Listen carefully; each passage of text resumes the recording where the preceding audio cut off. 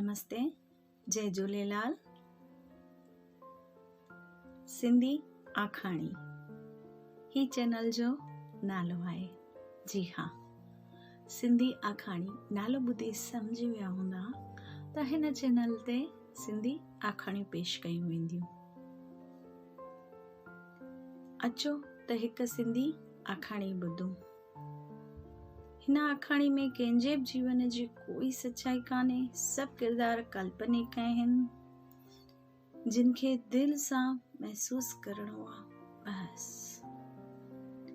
ऐं सिंधी ॿोली खे मिठास भरे लफ़्ज़नि में ॿुधी दिलि सां ख़ुशी महसूस कंदासीं।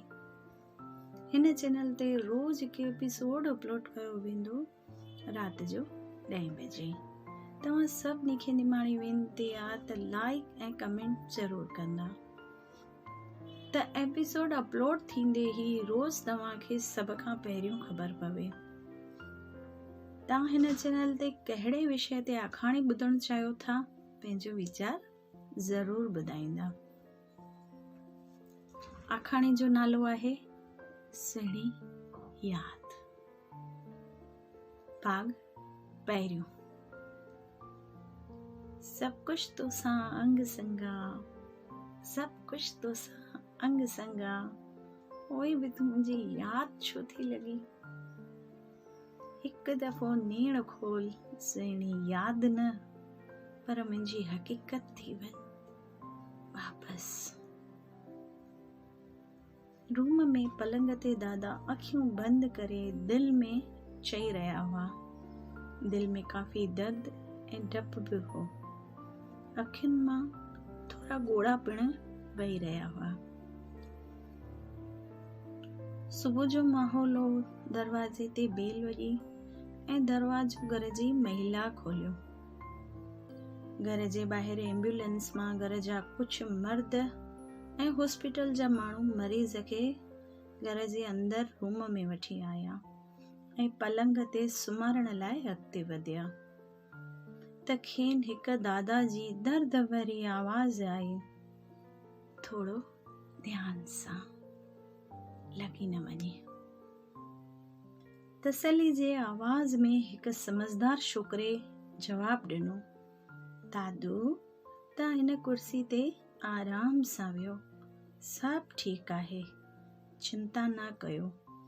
कुर्सी अॻिते करे पंहिंजे हथनि जे सहारे सां विहारियो, जंहिंजो नालो सनी आहे।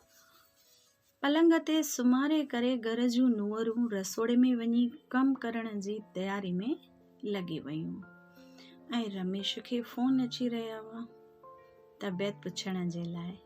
सो उन रूम मां ॿाहिरि वञणु बहितर सम्झो। जेका मरीज़ आहे उन जो नालो शांति टेकवाणी, घोट जो नालो कन्यालाल टेकवाणी। इन्हनि खे 3 ॿार, 2 पुट ऐं 1 धीअ।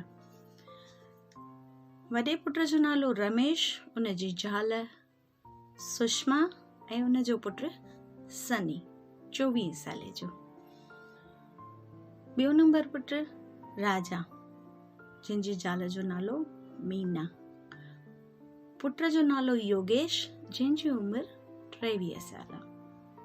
धीअ जो नालो टीना, जंहिंजी उमिरि 22 साल। ईश्वरी धीअ जो नालो। ईश्वरी गोपालदास दुबे। इन जे धीअ जो नालो प्रीति, जंहिंजी उमिरि 21 साल। पुट जो नालो विकी, उमिरि 18 साल। इन जी शादी अहमदाबाद शहर में कराई वई। तमामु सुठो ऐं प्यारो परिवार आहे, पर हिन वक़्तु थोरो दुख जो माहौल आहे। दादी खे कार जे हादसे में धक लॻा आहिनि। 25 ॾींहं हॉस्पिटल में हुआ। 5 ॾींहं अॻु में होश आयो हुयो, इन करे अॼु छुटी मिली आहे। ईश्वरी पिण अहमदाबाद मां मम्मी सां मिलण आई हुई। ॿिन्ही ॿारनि खे बि गॾु वठी आई हुई। घर जी महिलाउनि कोकी पटाटा नेरनि में तयारु करे छॾिया हुआ। थोरी देरि खां पोइ मीना रूम में अची चयो, सभु ॼणा ॿाहिरि हलो, नेरनि खाओ। त ईश्वरी चयो, तव्हां सभु हलो, खाई अचो, मां पोइ थी खावां। मीना, पप्पा जे लाइ रूम में खणी अच। जी दीदी, मीना चयो, ऐं रूम मां निकिरी रसोड़े में पप्पा जे लाइ थाली में कोकी पटाटा ऐं चांहि खणी रूम में आई ऐं चयो, पप्पा उथी नेरनि खाई दवा वठो। ईश्वरी चयो, मां ॼाण थी, तूं ॿाहिरि सभिनी खे ॾिस, चांहि कॉफ़ी वग़ैरह जो संभाल। मीना चयो, हा दीदी, ॿार खाई वठनि, पोइ सनी अंदरि ई ध्यानु रखंदो ऐं तव्हां अची नेरनि खाओ। ईश्वरी निमाण भरे अंदाज़ में चयो, हा, टई गॾिजी खाऊं था। पोइ उतां मीना हली वई। थोरी देरि खां पोइ राजा अची दरवाजो खोलियो ऐं चयो, हल ईशी, नेरनि खाऊं, रमेश बि तुंहिंजे आसरे वेठो आहे। मथां सनी चयो अची करे, हा बुआ, नेरनि खाई पोइ आराम कयो मथे रूम में। ईश्वरी कंद लोॾे हा चयो। ईशी बाबा खां थाली वठी ॿाहिरि अच। राजा एतिरो चई ॿाहिरि हली वियो। ईशी पिण थोरी देरि खां पोइ थाली खणी वञण लॻी त बाबा चयो, ईशी, तूं आराम कजां, मुसाफ़िरी जी थकावट हूंदी, सनी वेठो आहे, तूं मम्मी जी चिंता न कर। ईशी वराने ॾिनी, हा पप्पा, ऐं दर बंदि करे हली वई। टेबल ते 5 ॼणा गॾिजी वेठा ऐं थाली में नेरनि पाती। एतिरे में राजा चयो, मुंहिंजे लाइ ॾही खणी अच मीनू, पोइ खाइण चालू कर। मीना कुर्सी तां उथी रसोई में वञी खणी आई। सभु खाईंदे खाईंदे ॻाल्हियूं पिण करण लॻा। सुषमा चयो, डॉक्टर छा था चवनि? रमेश चयो, 1-2 ॾींहंनि में फ़ाइदो पइजी वेंदो, पर 3 महीना पलंग ते आराम करणो पवंदो, राति ताईं होश अची वेंदो। ईशी चयो, साईं जी महिर आहे।